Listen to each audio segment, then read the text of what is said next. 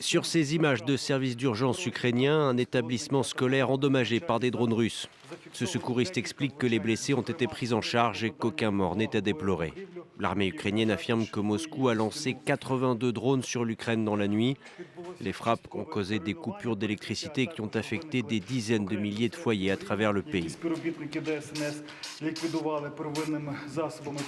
L'armée ukrainienne qui a aussi autorisé la BBC à filmer l'intérieur d'une de ses usines où sont produites des armes à longue portée capables de frapper le territoire russe en profondeur. Le lieu est tenu secret.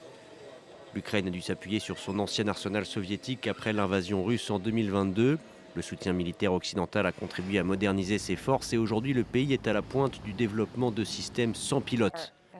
Pour cette responsable de Firepoint, l'un des plus importants fabricants de drones et de missiles dans le pays, l'Ukraine doit continuer de s'armer seule car le soutien de ses alliés n'est pas une valeur sûre. Je n'ai aucune idée de ce qui se passe dans la tête de Donald Trump.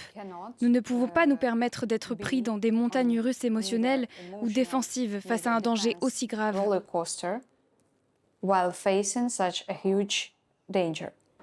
Si personne ne sait ce qui se passe dans la tête de Donald Trump à Moscou, certains ont tenté de savoir ce que pensaient les habitants alors que les fêtes de fin d'année se rapprochent.